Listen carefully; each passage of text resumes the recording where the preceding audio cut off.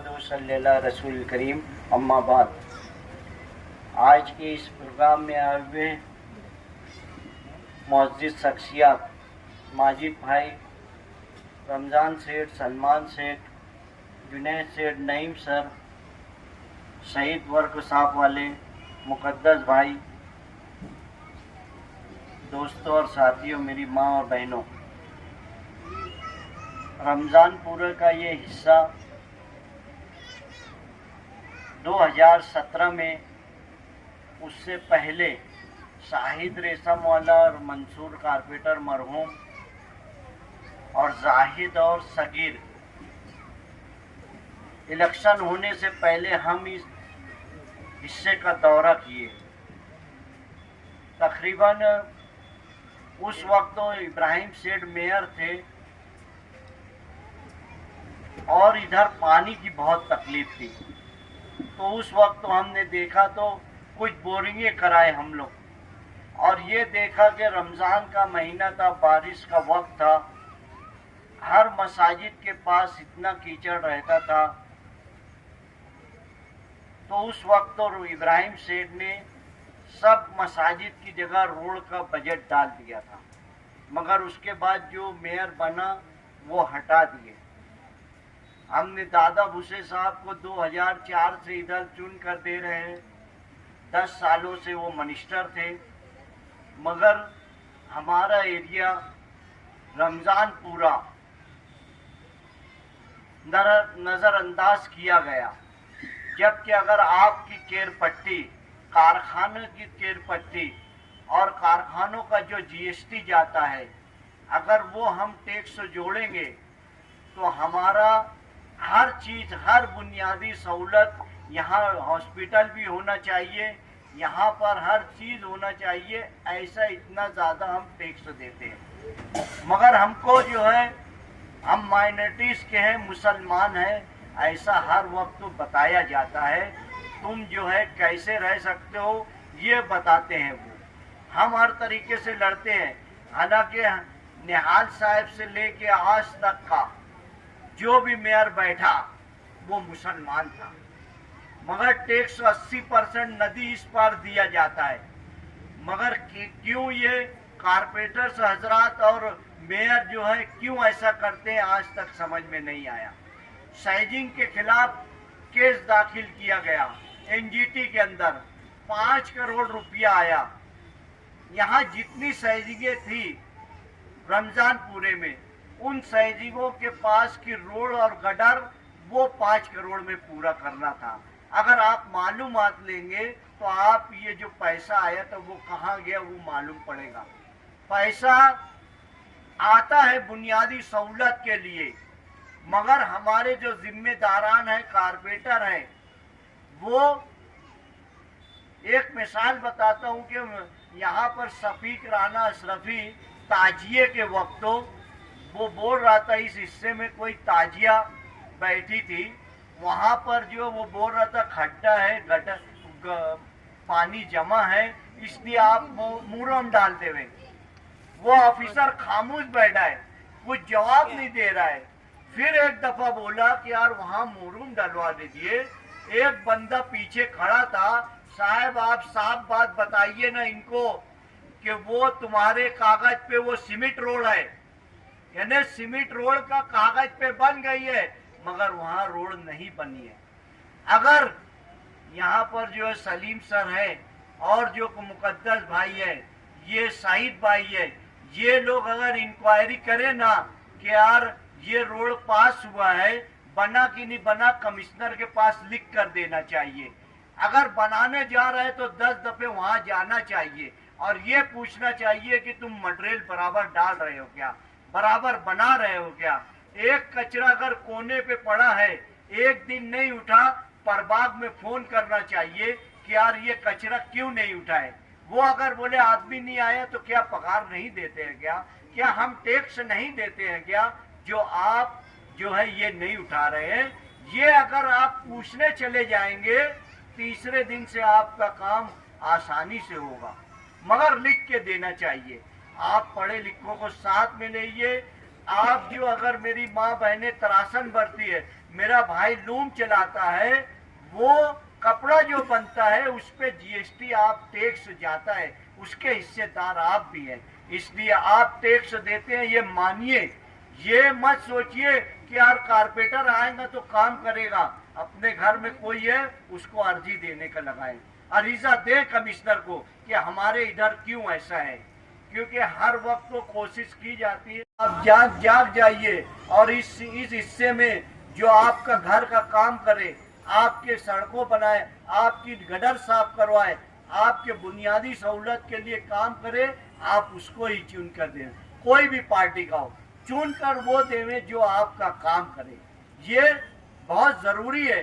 देखिए हम जो है उसको जाकिर के इधर हमको कारपेंटर नहीं मिल रहे थे, तो उस वक्त तो जाकिर मिलन होटल वाले के बच्चे को इधर ला के खड़ा कर दिए। हम एक चक्कर नहीं आया जिस दिन के चुन के गया, एक चक्कर आपके वार्ड में नहीं आया, या बता दो मेरे को कि आया है कि नहीं आया है।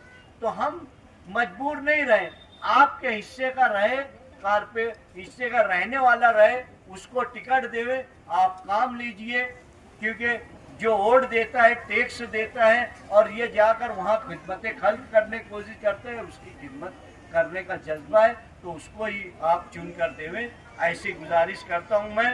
दूसरी बात, मेरे पास पिछले साल हेल्थ ऑफिसर के लोग आए थे और वो बोले कि अगर 200 पेशेंट लेडीज अगर टीबी के मुतासिर मिलती है तो 2 पेशेंट उधर के रहते हैं, 198 इधर के रहते हैं। मैं मेरे भाइयों से गुजारिश करता हूं कि अपने अपने घरों में ये मुतासिर किस लिए होते हैं कि खुराक कम पड़ जाती है, आप लोगों को खाना कम पड़ जाता है। ये सुबह उठती है, अपने बच्चों को स्कूल भेजने के लिए नाश्ता बनाती है, फिर अपने शौहर के लिए करती है, फिर बच्चा जो लूम चलाता है उसके लिए करती है और खामोश बैठ जाती है। वो सोचती है कि मैं नाश्ता करे कि नहीं करी, उसको भरपूर नाश्ता करना चाहिए। ये आप घरों में ध्यान देवें कि आपकी बच्चियां, आपकी बहनें या आप जो है खाना भरपूर खाएं, ताकि आपको ये खाना कम खाने की वजह से टीबी आपको लग सकती है, उससे मुतासिर हो सकते हैं। जो ज्यादा इस तरफ है इसलिए है कि आप ओवरलोड काम करते हैं। हमारा ठीक है, अल्लाह ताला ने हमें जिस तरीके से रखा है हम जिंदगी गुजारते हैं, मगर हमको दिमाग दिया है कि हमको खाना भरपूर खाना चाहिए। मैं 50 पेशेंट उस वक्त तो लिया था मरीजा, और उनको जो है 6 महीने तक का खुराक बराबर मिले, गरीब रहे, उनको दिया गया था और वो ठीक हो जाते हैं। बहुत बड़ी बीमारी नहीं रह गई है ये 3 महीना 6 महीने में इंशाअल्लाह ताला ठीक हो जाते हैं। ऐसी दवाइयाँ निकल गई है, मगर वो खाना खाना चाहिए। ये इस हिस्से में माँ बहनें हैं तो मैं यहाँ ये बात रख रहा हूँ।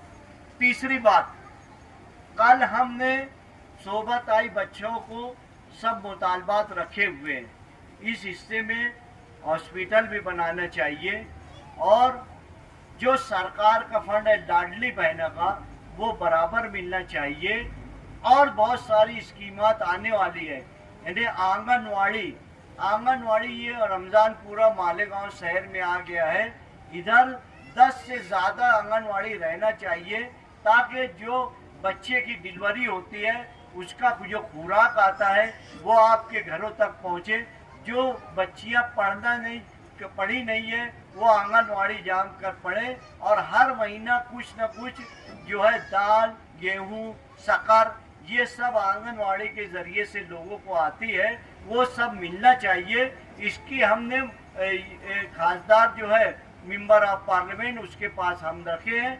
अब माजिद भाई है और हमारे हिस्से के जो सोशल वर्कर है वो जरा इसके पीछे लग कर इधर आंगनवाड़ी भी खुलवाएं और आप लोगों को ज़्यादा से ज़्यादा सहूलत मिले, ये हमारा मकसद रहेगा।